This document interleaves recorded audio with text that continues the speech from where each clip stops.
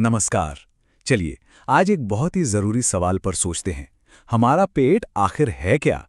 क्या ये सिर्फ एक कचरा पेटी है जो विकारों को जन्म देती है, या फिर ये एक शक्तिशाली ऊर्जा का केंद्र है? आज हम इसी रहस्य को समझेंगे ऋषि ज्ञान और जीव विज्ञान के आधार पर। देखिए, चुनाव बिल्कुल साफ है।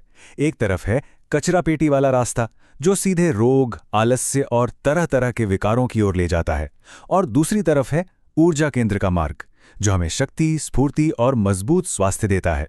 तो सवाल ये उठता है कि हम इस दूसरे बेहतर रास्ते पर आखिर चलें कैसे? आइए जानते हैं। इन दो रास्तों को और अच्छे से समझने के लिए चलिए दो चरित्रों से मिलते हैं।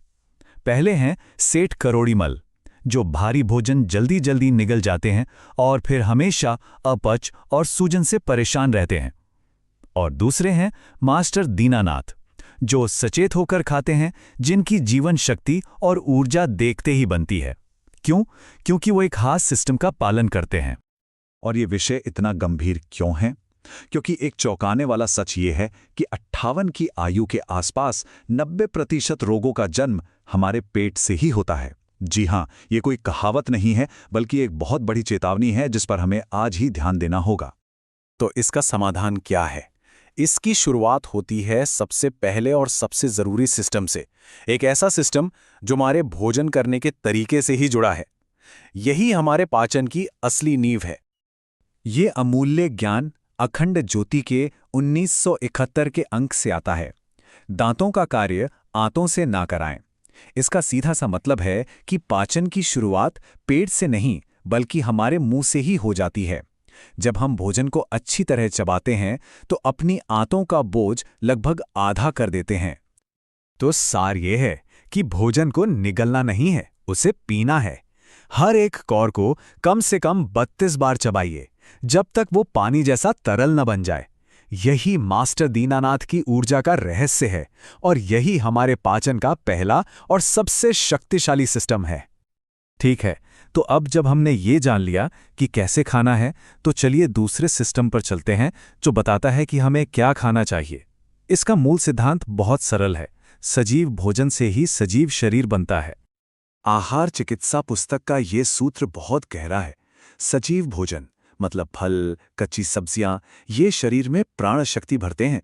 वहीं जो बहुत ज्यादा पका हुआ और प्रोसेस्ड भोजन है, जिसे यहाँ मृत भोजन कहा गया है, वो शरीर पर सिर्फ एक बोझ बनता है और कुछ नहीं।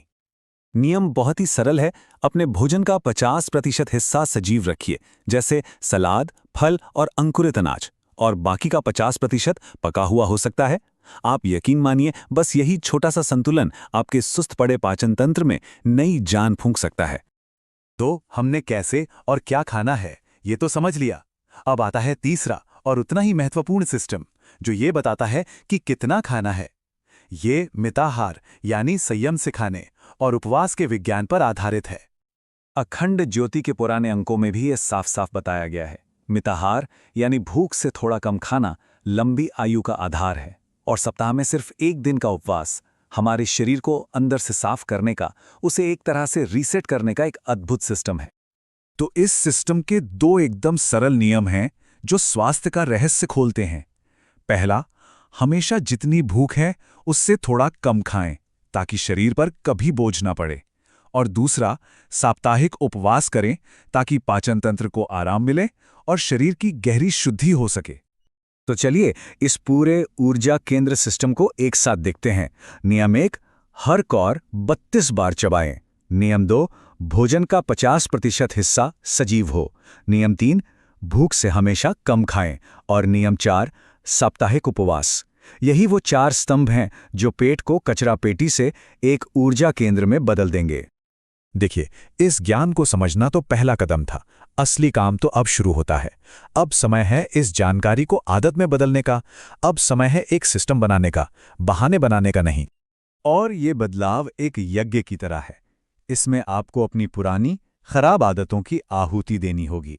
हाँ, ये एक त्याग है, एक बलिदान है, जो आप किसी और के लिए नहीं, बल्कि अपने ही उत्तम स्वास्थ्य और उज्जवल भविष्य के लिए कर रहे हैं। तो आज ही संकल्प लीजिए, बहाने नहीं, सिस्टम बनाइए। जय हिंद। कृपया ध्यान दें, इस प्रस्तुति में दी गई जानकारी केवल शैक्षिक उद्देश्यों के लिए है और ये पेशेवर चिकित्सा सलाह का विकल्प नहीं है। किसी भी चिकित्सीय स्थिति के बारे में प्रश्नों के लिए हमेशा एक योग्य स्वास्थ्य प्रदाता से परामर्श करें। इस पूरे विश्लेषण का आधार ये विश्वसनीय स्रोत रहे हैं: अखंड ज्योति के जनवरी 1971, अक्टूबर 1955 और जून 1968 के अंक, और विचार क्रांति की पुस्तक आहार चिकित्सा।